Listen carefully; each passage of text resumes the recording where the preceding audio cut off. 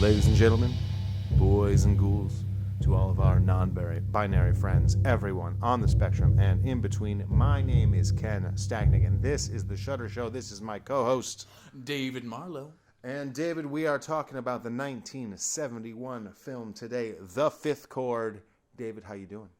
I'm doing very well, Ken. Bit tired, but, getting by. This Modelo's really hitting the spot. Good to hear. Good to hear indeed. I am fine and dandy like sugar candy, and I am very excited to be talking about one of my absolutely favorite giallo films and horror films of all time, The Fifth Chord, starring Franco Nero and directed by Luigi Bazzoni, who is actually cousin to the cinematographer of this movie, the absolute man, the legend himself, Vittorio Stararo. David, do you know anything about Vittorio Stararo? Ken, I do not.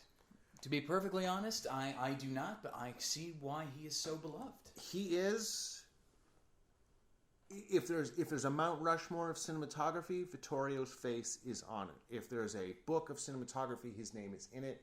If there is a history of cinematography, his name is duly noted in the footnotes, in the appendices, in the index, in the contents. He has his own chapter. He has done movies such as Dick Tracy, Apocalypse Now, One from the Heart, Reds, The Conformists, 1900, The Last Emperor, Bulworth, but also he did Bulworth? Bulworth, yeah. Shut the front door, Absolutely. Really?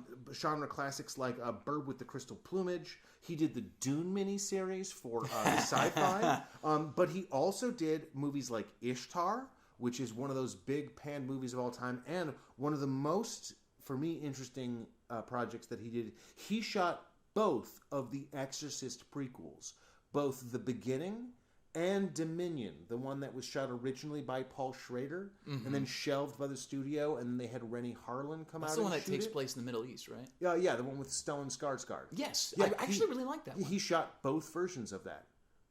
Really? Yeah. So just one of those, and even more interesting. So Vittorio Stararo is someone who has been pushing a 2-to-1 aspect ratio. When you are looking at the size of screen, the average screen that you see on most televisions and with most computer screens is 1 to 1.78 or 1.77, depending on the rounding. Now, your average square TV from the old school days is 1.33. Your average movie that you normally see is 1.85, so a little bit more than average TV. And then the CinemaScope that you are used to, when you are used to that movie look, that's 1 to 235.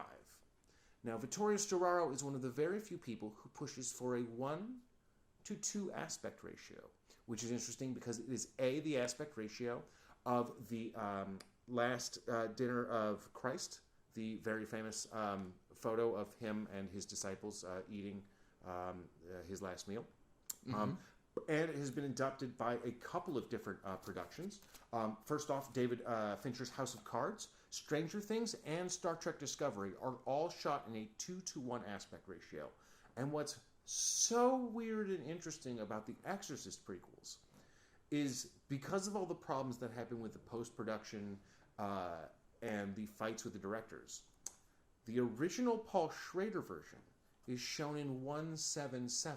You can buy that version? You can buy separate from the original theatrical cut? Both of these versions, yes. You can buy both the Dominion and the Beginning are the two versions of that movie. You can get the Schrader cut, which originally framed in a 2-to-1 aspect ratio, is presented in a 1 to 178 aspect ratio, the full frame that you see on your television. While the Rennie Harlan version is presented in 1 to 235, despite being also lensed in a 2-to-1 aspect ratio. So slightly narrower than Vittorio Stararo had initially intended. And I do think the Shudder transfer, the stream, and I think they used the same transfer that they did with the Blu-ray that they released. I think they use the proper ratio, don't they? Yes, no. So it looked great. Yeah, no, it was gorgeous. It's a beautiful looking movie. Vittorio Storaro is Vittorio Storaro for a reason. Even when he's doing something small and low budget, he finds a way to make the image interesting and fascinating. You can barely find a single image in this movie that is not framed through a door, framed through a window, framed through glass, framed through blinds, framed through a reflection. Oh God, what was it? Like, I think one of my favorite shots, strangely enough, it's just, oh gosh, what's the doctor whose wife was the woman on crutches? Oh yes, what's his name? But there's the one where he's being followed by the journalist. Richard Beanie. Yes, Beanie. So Beanie's being followed by the journalist, and it just at one point he walks down. It's either a ramp or a set of stairs, but the light is shining through the entrance that he walks through, and it is this perfect triangular division between the ramp. Just that hard slash between the middle. Yeah, and it was fucking beautiful. Oh, oh my God, it was great. The use of lines to draw your eye, the use of modernity to create a kind of a sterile world. There's a lot going on in this movie where they are using...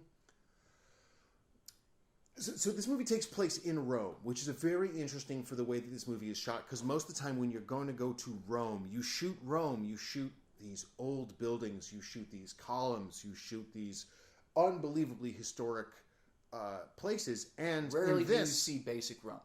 Well, rarely do you see anything modern. And almost every building, every setting in this movie is as modern and clean and straight-lined and almost brutalistic in its architecture. And almost every single time, the landscape just dominates the characters in this. They're in a great example of this visual motif being used is in Franco Nero's apartment. There is this gigantic fireplace, and every time they frame it with a wide-angle lens to make it this gigantic thing in the room, contrasting how small Franco Nero seems. When Franco Nero comes down the steps outside of the police building, it's super wide, and all you can see is the steps. Yes, exactly. Oh. And if you watch that motif, it happens over and over and over again, and he's always shot behind blinds, creating a horizontal prison as opposed to a vertical prison that you normally see with prison bars. Same thing with the steps that you see in the police building. Same thing with every single building. He's never himself. He's always shown as a reflection, peering through something, not behind something, not making any kind of direct something. eye contact. Exactly. He's always part of the landscape and an insignificant part of it, and not the big strong man going through Italy and figuring out what's going on. He's not. And if you watch a lot of other Italian movies, it is very easy to create this big impressive character, and Franco Nero's character becomes this kind of pathetic, alcoholic, I don't want to say weak, but a character who is overpowered by everything that's going on around him. Overpowered by the fact that he's not in control. Absolutely. I think that's a great way to look at it. And for one thing, I really enjoyed this movie. I was, despite being very confused about the plot, because it was like you were telling me, this is not the kind of movie that focuses so much on the plot, but focuses on the aesthetics. Absolutely. So this movie is what is known as a giallo movie. Yes. Now, giallo movies have a long history, and we're not going to get into their entire history here today because that could be, honestly, multiple podcasts. But starting around 1929, the Italian publishing industry started putting out pulp, crime, sex novels that were mostly printed on cheap paper. Yeah. And cheap paper back in the day was yellow in color. It cost money to bleach that paper and made it that pristine white color that most people are used to with the novels that they buy. And so these were the cheap kind of novels that were available in airports, that were available in cheap bookstores, that were available at the drugstore, that were a dime a piece. And they tended to be, much like romance novels often are, they tend to have very bawdy covers. A lot of the noir movies, the Philip Marlowe stuff. Usually usually it's a man with his shirt partially open.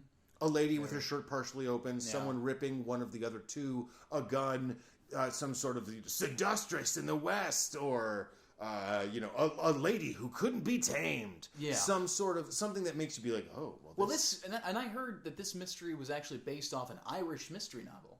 So that's also one of the interesting things about this. Now, while the giallo genre itself is very heavily based on the giallo novels and novellas that were very popular in Italy, almost none of the actual giallo movies are based on actual novels. They're mostly just kind of like inspired by the bawdy, sexy, violent, bloody stuff that you'd see in these novels. Here's something like that. Well, this is actually based on a giallo novel. And that's part of the reason that while this plot, while it is very hard to follow, is actually incredibly intricate and arguably probably overplotted than most of the other giallos. A lot of other giallos, the plot makes absolutely no sense. There tends to be like a big twist at the end. They're like, and you didn't know she had a twin brother the whole time. And you're like, well, how would I possibly know? Yeah. It's like an Agatha. The twist in this one is so like, there's, what? It's not even really a twist. It's like a inevitable thing that I've been kind of expecting. Helps me connect the dots. Yes. It doesn't help the audience. Yeah, and all the characters are interconnected, so it seems more complicated than it is. And we'll get to spoiling the plot, I guess, in a little bit. But the plot here, the reason to watch The Fifth Chord is not because of the intricate plotting itself. It's much more like watching, say, The Big Sleep, the Howard Hawks movie, where when they asked Howard Hawks who the killer was in The Big Sleep, he said, how would I know? And they said, you're the director. And he just shrugged his shoulders and walked away. And that was the interview. And this isn't quite that, where like it doesn't matter. But if you're watching the movie, they pretty much explain what happens in the first couple minutes of the movie. Which, by the way, also, I think this is a great movie, given that we're talking about this right after New Year's, because this takes place around a New Year's Eve party. Mm-hmm. Yes, no, much like Die Hard, this is a New Year's Eve. I know, absolutely. Happy New Year's to everybody else. This movie is very much a giallo movie in almost all of its tropes, but it doesn't lean into a lot of giallo's weaknesses. As far as giallo tropes, it has gloved killers, it has underage prostitution, it has criticism of the elite ruling class, it has queer and deviant sexuality, it's got astrology, it's got J&B scotch, it's got fedoras and trench coats, it's got whispered phone calls, it's got killer POV shots, it's got strong colors, strong compositions, and really sexy-ass lighting. It's got all of the flavors and ingredients that you would expect from a giallo, but it also has a certain artistic overtone that both, I think, Stararo and Bazzoni, and importantly, Ennio Morricone, all bring to this movie that make it kind of a cut above. I wouldn't quite call it an A-level giallo. It doesn't quite rise up to the level of something like Bird with the Crystal Plumage or some of Sergio Martino's work, or a couple of the all-time classics, but I would put this as like a B+ or an A+ second tier, high-level footnote movie. A movie that if you like giallos, it shouldn't be the first thing that you reach for, but it should be something you check out pretty early, because it will help balance out some of the more tasteless or bottom barrel stuff that you get with a lot of giallo stuff. When you're dealing with a lot of horror, you are dealing with some movies that are kind of doing some less tasteful stuff. And The Fifth Chord, I think, is one of the movies that does the sleaze with a little bit of class, which, once you've seen some giallo movies, I think will become more apparent. Now, Ken, would you say, and this is going to seem like it comes a little bit out of left field, but would you say that Kubrick based at least the way that he shot Eyes Wide Shut off of Giallo films.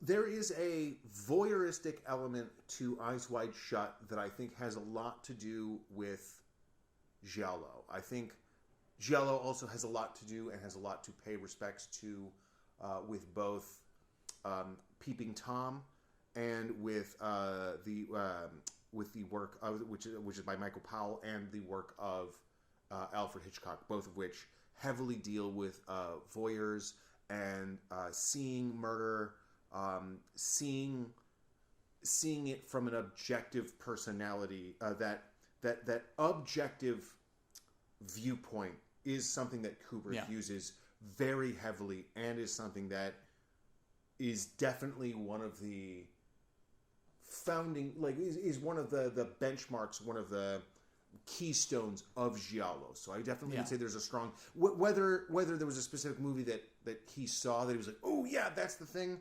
I couldn't speak to that, and I would doubt that, but they definitely hold very similar visual motifs, or visual grandfathers, I would say, or things. Well, because I noticed that for most of the scenes that this main character is in, it even scenes between him and another character where they're talking to each other, it usually starts with him seeing that character first, and almost watching them for a moment.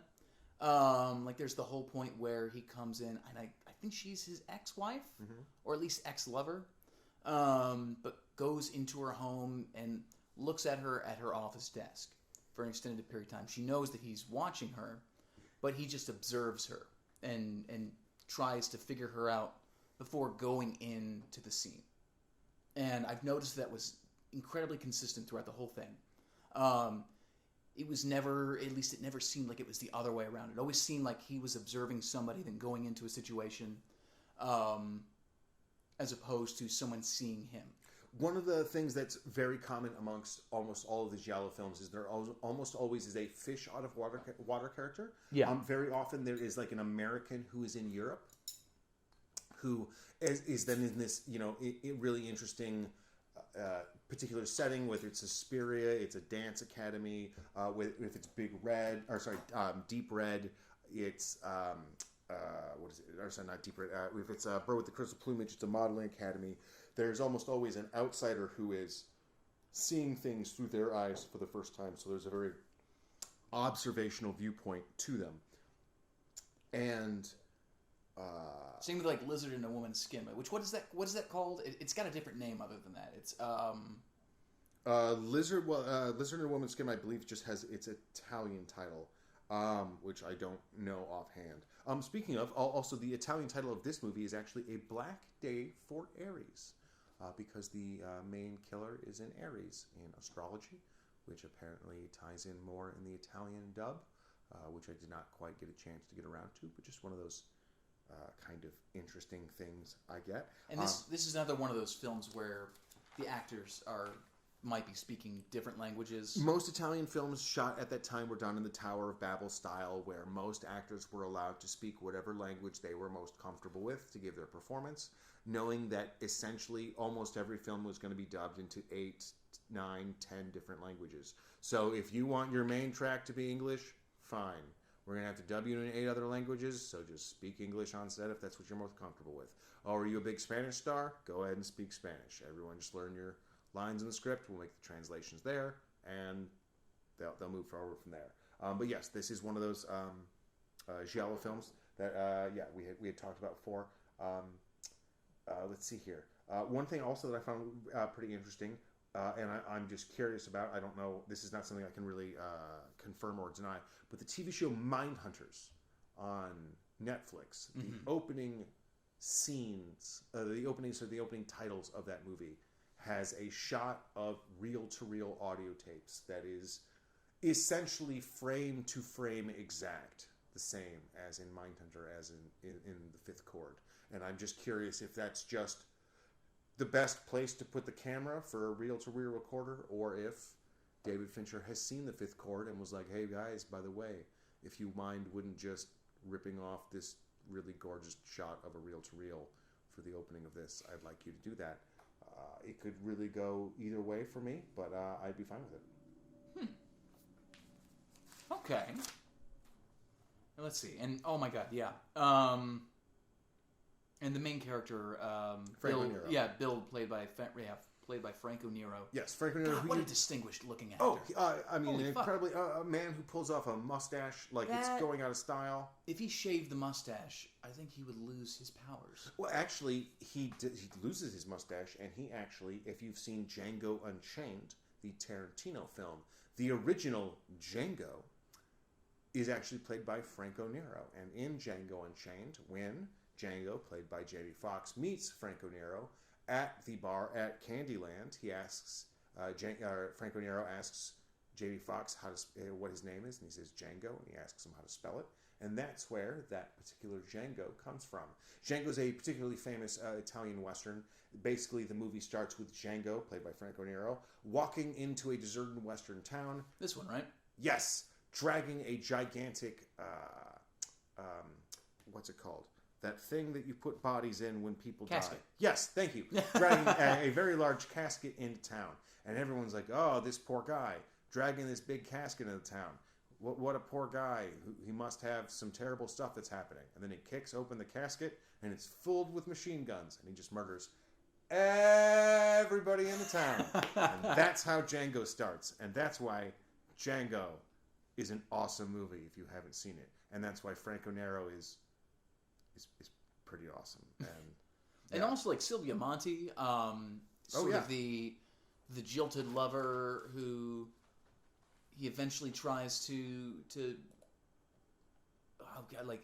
reconcile their relationship. She, for one thing, again, another distinguished looking actor who's just looks amazing on screen and plays the real subtle emotions perfectly. And she had a really limited career. She basically ended up acting from 1969 to 1974, so a very brief time. But yeah, no, absolutely. She has an absolutely incredible, unique look, and that's one of the things I love the most about Italian movies is there's always something unique about the visual style, whether it's the standout architecture, it's the beauty of the actors, it's the uniqueness sometimes of the actors, the way that they just find somebody who has a face like you've never seen before. The Italians, especially in their genre filmmaking, have a lot, I feel, to do with the Coen brothers. When they're casting their extras, there are always so many characters around the outside of a Coen brothers movies that just have such a unique look. They give you such an idea of a place or a person that you're just like, where did you find this fascinating It's being? like going to the art gallery and looking at a painting that is just so busy, but everything in it is fascinating. What's the painting called that has the gates of hell? Oh, fuck. If anybody knows this answer, please let me know. It's, for one thing, it's a gorgeous painting, but it's one of those things that I could look at that thing for fucking days because there's so much detail happening in it. And sort of like you're saying, where there's somebody on the outskirts that draws your eye, that draws your attention. The same would be for like a painting like that. And this movie is like frame by every frame is a painting. Oh, absolutely. It, kind of like what you were saying. Like, yeah, I could make this my Facebook cover for like any particular shot. Plus, any moment in this movie, and you can make it your background on your computer. Even him just driving in his car, chugging some J&B, which don't drink and drive. But like, even that looks fucking gorgeous. Oh, absolutely. It came to I enjoyed this movie so much, not really understanding the plot at all, but I enjoyed it because I was just taken by the imagery the whole fucking way. There is a moment 1 hour and 14 minutes into this movie that makes me stand up, knock over my chair, flip over my table, walk back and forth and scream, how am I supposed to compete with that? And that is when they walk into what is a car garage, and they walk slightly into the garage, and as they do, all of the lines of the shadows line up with all of the reflections in the car, and it creates this like spider web effect that is so gorgeous and intricate. I am mostly just mad that like I'm supposed to compete with this image. It's It's an image that's so... David, you're looking at me like you don't know this. Okay, hang on. I must have missed this. Okay, hang on. We're going to pause this real quick. I'm going to bring this image up for David because I can do that and I control time. Look at this shot, David. The way that every single shadow lines up with the reflections on the car as we dolly in, dolly across, and zoom to create this perfect composition where they're both just cut off. It's infuriating, David. I do this for a living, and I'm supposed to compete with this. And it just keeps going. It keeps getting better. It's pretty infuriating. You see what I'm talking about? Minute 14 minutes. Cool. Right? Yeah, exactly. Why don't you tell what you know and let us follow through? It's so good. And it's so simple. Like, and that's what I love so much about this movie, is how much it can do. At what point, at what point do you think the director's like, do I suck your dick now? Well, it's just one of those things where, like, sometimes it's just like, where's the camera going to go? I don't know. I'll let Vittorio figure it out. I'm going to go talk to the actors. Because whatever I come up with, the answer is not going to become as good as whatever Vittorio came up with. I realized... I start to wonder, like, what does the director really do outside of... It seems like the cinematographer is really the person you should be paying attention to. Well, it depends a lot on the relationship between the two people. There are people who have a very artistic and individual style that make the director much more the author of the image than the cinematographer. Then there are other people who do things much the other way and let the cinematographer pretty much dictate the image. They'll say, I would like a medium shot, but they will let the cinematographer choose from where that medium shot is taken. And then there are also people like James Cameron, who kind of go back and forth between telling the cinematographer exactly what they want, and then also sometimes the cinematographer saying, you're insane, I will die operating that shot. And then someone like James Cameron says, then fine, get out of the way, I will operate. Which literally happened on Terminator 2. That scene where they flew a helicopter. Oh, yes! Yeah. We're just, like over an overpass. And just No, under an overpass. Oh, yes. Yes, and the cameraman straight up told James Cameron, you're insane, absolutely not, and you will never find a cameraman who will operate this shot for you. And he said, then get out of the way. And did it. And I have a feeling that's... The cameraman was gobsmacked. Or just... I just got cucked by James Cameron. Kept his mouth shut next time. There's a lot of things that might have happened with that cameraman or cinematographer, but James Cameron is as ridiculous as he is talented. He is a man who is willing to do anything that he asks you to do, and if you balk at it, he will make fun of you for it. He is the dude that dove into the fucking... What is it called? The Royalehouse, what is the trench called? Oh, the Marianas Trench? Marianas Trench. Yes. No, I mean, the Abyss was shot in what used to be a nuclear power plant. Yes. Yeah, he's a man, he has bigger balls. Put so much chlorine in the water that it turned the fucking crew's hair white. It turned it green and white, and the Abyss is a whole... That's 10 podcasts right there, just the production. I watched the documentary, The Making of that film, and it blows my mind. It is absolutely insane. Now, let's see here. Okay, so I suppose... do we start the recording again? No, we have absolutely started. Oh, have we been on this whole fucking time? Yes. Oh, well, shit on my crack. Yes, there we go. So now, okay, so I suppose we should spoil this for those of you... Stealthy, Ken. God damn it. Yes, I know, right? I know, I'm terrible. Fuck. I suppose there is some spoiling that can go on. So you are entering the spoiler zone from here on forward. If you want to see this movie without any spoilers, you should pause this and go watch it. If that's not your thing and you don't mind if we spoil it, continue to listen. And if you don't want to watch a living painting, I don't know why you're here. Yeah, it's a weird thing. We're glad that you are. Please enjoy the punch.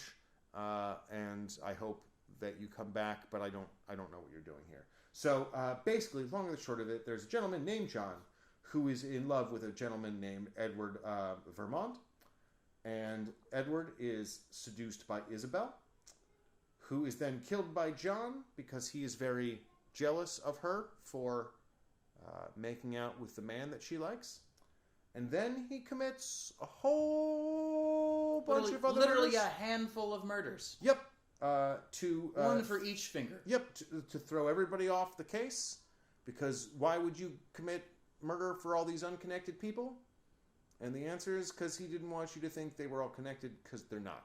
So that's one of the interesting things about this movie is like the plot does make sense. Then it made perfect sense that I was confused. Yes, exactly. Okay. Because that was the plot. The plan was to confuse That's you. almost beautiful. Yes. No, exactly. God damn it.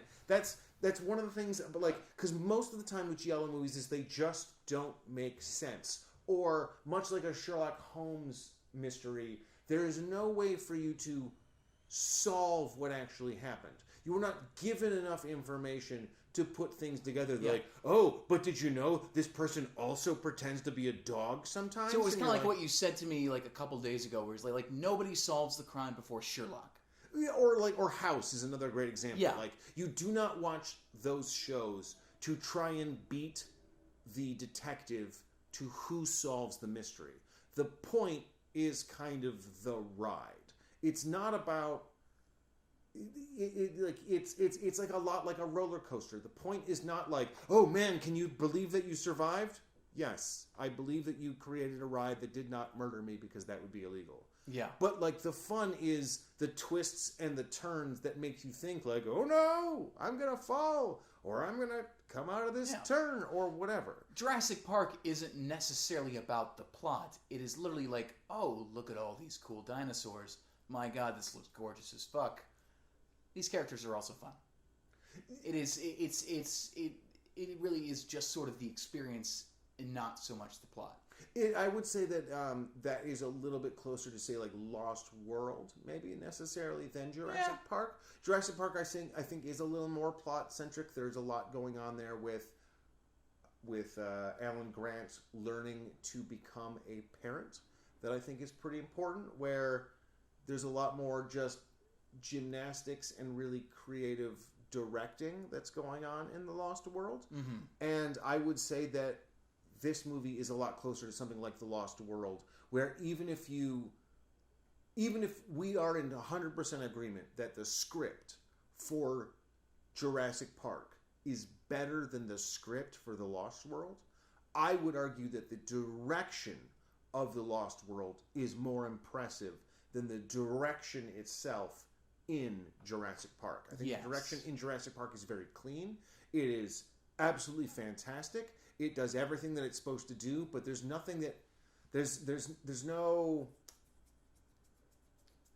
nothing a little extra special to it. Where there's something a little extra special to the direction. You can really see Spielberg, like, people don't appreciate how subtle he is in The Lost World. Well, he's really putting on the Ritz in The Lost World, where like so when he directed Jurassic Park, he also directed Schindler's List in the same exact year. And yes. Oh. And as a result, what a weird year for him. That's a crazy year. I would argue that in that year, the amount of time that he could put into making Jurassic Park showy went into making Schindler's List better. Yeah. Where when he made Lost World, he was just making Lost World. And as a result, he was able to kind of put 110% into just the directing. And you kind of get these amazing flourishes, like where you see Ian Malcolm yawning as the character is screaming as the subway is coming in, as his introduction in New York. Yeah. You just get these, you get amazing visual motifs. I would argue that there probably isn't a set piece in Jurassic Park that is as individually thrilling as the connected buses being attacked by the two T-Rexes in Lost World. I think the movie overall, Jurassic Park, is better than Lost World, but I think moment to moment, Lost World arguably has better moments, and that's much the way I think that you should be watching something like The Fifth Chord. It's not an all-time banger like Bird with the Crystal Plumage or Deep Red or the all-time classics of the giallo genre, but it is a heavy hitter that is just like, it's just at batting practice, just crushing triple after triple after triple, and it might not be the home run that gets noticed in the newspapers, but anybody who understands the craft, oof, Fifth Chord is doing some incredible heavy lifting. Okay. God damn. I don't know. It's that weird. I like kind of having that realization of being confused at the plot was the point. Like only now did that just fucking hit me, and it's kind of it's blown my mind a little bit. It's using the weaknesses of the genre as a strength, where a lot of giallos are going to go ahead and just be like, well, the rules don't matter because this is kind of silly, so we're gonna. Which is kind of where Zombie comes from. Yeah, Zombie is a great example of a movie that doesn't entirely plot-wise hang together or make any sense At all. But in its individual moments, it's fantastic. Mm-hmm. Now, let's see here. Other things that I would mention. I would say this movie also very much captures... So, one of the things I think is very interesting about this movie is its approach to modernity. Its approach to the modernness that these characters are dealing with that lends to their alienation. If I were to tell you, David, we're going to go to Rome and shoot a movie, you are going to assume that we're going to shoot a lot of relics and old buildings and the Colosseum and Roman stuff. And you're going to shoot Titus Andronicus. Like we're going to be shooting history. We're going to be taking example of this. And this movie does the exact opposite. It makes these characters exist in a Rome that if you're from Rome, but is not the Rome that you're told. It is a weird, modern, alienated, overly clean, overly straight line. Like when you think of Rome, you think of chipped marble. And when you think of this movie, you think of clean, newly laid marble blocks. Of apartment buildings. Exactly. And this movie has some incredible shots of apartment buildings and industrial spaces and also modern homes. Well, modern homes, like art, like architecture, inside and out. Yes, no, absolutely. And with the repeating, what would you call it? Repeating motifs of shape, of parallelness. Very hard lines. Yes, no, hard lines, absolutely. Hard angles. Barely a curve in this whole fucking film. Very, very almost brutalist in its way of making everything a box or a square. And then again, the way that you see everybody through concrete or glass. There's very little organic about this movie. Even the staircase that the crippled wife is thrown down, mm-hmm. while it is a curved staircase, it is framed in the way that it is all about the stairs themselves. Mm-hmm. And lined parallel with each other, and it's just the as she's looking down the stairs, calling for her husband, before she's killed, is like one thing. I love that scene. She was one of the characters that I actually really could not connected with, but really felt for, in the sense of she really she doesn't care about the condition. She cares, she wants her husband there with her, and she feels useless, and she feels like she knows pretty much that he's cheating on her. She to me represents so much what these characters are, which are characters who are trapped by the seemingly positive aspects of modernism. Yeah. She lives in this beautiful apartment, but she's trapped in a wheelchair, and there's nowhere to go, and she dies in this beautiful place, but who cares? You still die. And on top of it, you're in one of the oldest, most ancient cities in the world, and it's so that's what I find so interesting about this movie, the idea of being in a city that is that old and being surrounded constantly by this very fascist, clean, modern, commercialistic series of lines. One of the other big films that Vittorio Storaro did right around this time that, if you're a fan of cinematography, you have to know about and you have to discuss, and that is The Conformist. And The Conformist is about a person who works for the Nazi regime and is one of the out group, but is operating for the in group, and is asked to kill another member of the out group, and his struggles to do that on the do I give myself over to the aspects of society that are in control, or do I obey the rules of society that I see as myself? And it has a lot of the same very clean, very strong lines, very modernistic, that very fascist, Stalin-y, Hitler-y, Hugo Boss, that modern look that I can only describe as 1940s fascism, where like everything both seems like very old and classic, but also very clearly a big swastika and an eagle that feels like a new thing. Very hard. But like, yeah, is that idea of paying attention to both the classic idea of, oh, the Nazi regime has been around this whole time, and also we have this new thing that we are going to do, and we are this Third Reich. Like it is that duality. It is what we see here in America with Make America Great Again, where it is this new way of looking at it. But it's just a different version of this old thing. Yes, but it's wrapped in this idea of this old thing, and it's that old and that new. Just that like really QAnon is at the end of the day about fuck the Jews.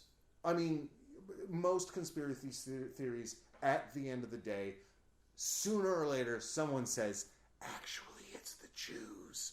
And that's how you know most of the time that, oh, in fact, this is just a huge conspiracy theory and you guys are just a bunch of lunatics, because sooner or later it just becomes, they find an out-group that they're going to go ahead it always becomes us versus them.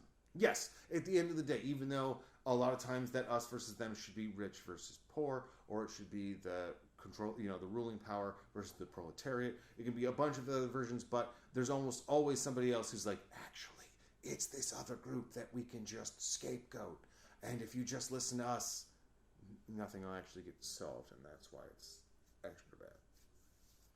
Anyway, yes. So that's a rabbit hole that. Yeah, that's a rabbit hole for another day. That we're not going to get involved in. Oh, something I wanted to mention. So, two interesting things about this. This movie, one of 3 movies, where the cinematographer is one of the 3 people who have won 3 Best Cinematography Oscars. Who've been nominated 3 times. And those people are Emmanuel Lubensky, Robert Richardson, and Vittorio Storaro.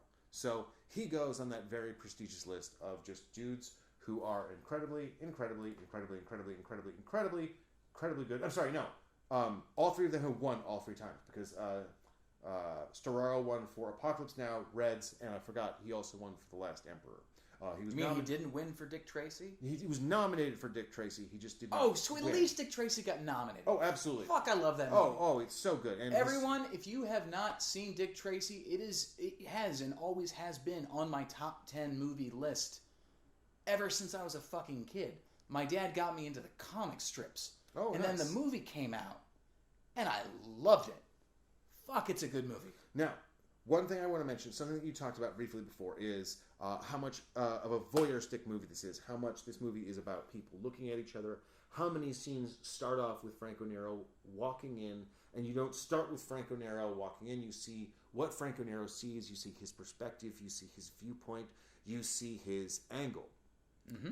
This movie was edited by Eugenio Alabiso, who also happened to edit The Good, the Bad, and the Ugly, which might contain the greatest shootout of all time.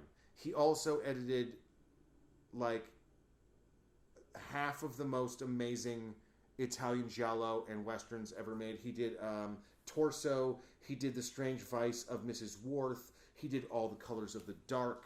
His IMDb is one incredible Italian genre film after another, and especially when it comes to editing, he is someone who I think deserves more footnotes. He deserves more praise. He deserves more attention than a lot of the other people. Vittorio Storaro obviously is going to be somebody who, like, especially over somebody like Luigi Bazzoni, is going to get more credit for this. But Eugenio Alabacio is... his work here, again, is what I think makes this movie work as well as it does. And it is a movie that takes a pretty decent script and I think turns in a pretty great movie. Which is also another way of saying it's not so much the director of a film, it's the team that the director puts together. And Absolutely. a director's film is only as good as the team that he fucking puts together. 100%. Could not agree more. Which is why I think now, David, do you have anything else to say about the Fifth Core? Oh God. I mean, this is one of those movies that I would just be like. I know in America, it's very difficult for our society to get behind foreign films. I don't necessarily understand why. I find every time that I watch one, I enjoy myself in some way, shape, or form, whether it's through the culture of it or whether it's just through the fact that it's different. It's something that I don't see every day because it's a different culture. But it's one of the, I don't know. It's tough for me to break down what really makes this film worth watching in the sense of just like it's pretty much like you're watching a painting. It's like a trip to the art museum where it's just like no matter what point you're watching it, it's gonna catch your eye. And it's not necessarily about the plot, though I would argue now, having my freaking mind blown by the fact that it was never supposed to make sense to begin with. That's almost like kind of the draw of it. It's the draw that it doesn't make sense. It's the draw that it's different than what you've seen. It's like getting a chance to see the works of Bresson, or getting to watch Edward Hopper, or getting to watch a lot of modern painters, but then also getting a kind of a mystery that once you kind of realize what it's doing, pays off bigger dividends than you'd expect. Yeah. So I would urge anyone who's listening to this who hasn't seen this to kind of just, it's not a long movie. No, it's 90 minutes, yeah. 95 Most minutes. of the films that we see or that we end up assigning to each other are pretty short for the most part. And a lot of movies in the genre or in several of the genres that Shudder offers tends to kind of be geared towards a shorter runtime. Definitely so. Yeah, no, it's definitely. I mean, one of the great things about horror movies in general is they tend to be a little closer to the 90-minute mark than they tend to be the 2 hour and 30-minute mark. But it goes by quickly. Like this, I felt this film went by very quickly for me, and I was constantly curious about what was going on, and if my attention spanned a little bit, it was caught back in by just the beauty of the fucking frame. Absolutely. I mean, that's one of the things that you get with Vittorio Storaro is just the absolute. One of the kings of composition, one of the kings of color, one of the kings of photography. Just one of watching Vittorio Storaro shoot footage is like being a high jumper and finding out that the record is like 15 feet. It's just, wait, I'm supposed to jump 15 feet in the air with like my normal people legs, and you're like, yep. And you're like, who did that? And you're like, well, Vittorio Storaro did that. And you're like, how? And you're like, oh. And you just kind of have to deal with it. And this person just happens to have superhuman abilities that you will never have, and I know it's disappointing, but you're just going to have to come to grips with it. And at best, you can use that to inspire yourself to be better, or you can use it to make yourself thoroughly depressed. Yes. But I could see how a bunch of American directors draw their influence from filmmakers like this. Oh, absolutely. From cinematographers like this. Absolutely. It makes perfect sense. Which is why I still don't quite his dog Frederick is trying to get up on the chair, and it's so adorable. He's very bad. And like I would argue, it's another reason why you should maybe check out more foreign films, because I think you'd be surprised if you realize just how many American films draw influence from these foreign films. Oh, absolutely. The number of films that have borrowed heavily from giallos is countless. If you like Brian De Palma, you need to go and learn where Brian De Palma learned to Brian De Palma, and the answer to that is giallos. Now, David, that means we have come to that time in the episode when we are going to travel through time, and we are going to watch 2 trailers for movies that we are going to cover, well, one of which we will cover next week. David, have you ever seen the movie Wake in Fright or the movie Turkey Shoot? No. All right, well, step into the time machine with me, my friend. We are going to experience some Australian horror trailers, and when we come out the other side, we are going to see what we are going to experience next week on episode 14. Righto. All right, hang on, just and let me set for Australia here. Yeah, Bobby. All right, there we Yeah, go. be sure to reverse. No, I got to make reverse it. sure. Yeah, because the toilet spins the other way, and there we don't want to get confused with the time zones or the hemisphere. So all right, Dave, you have a step here. Okay, there we go. And see you on the other side, folks.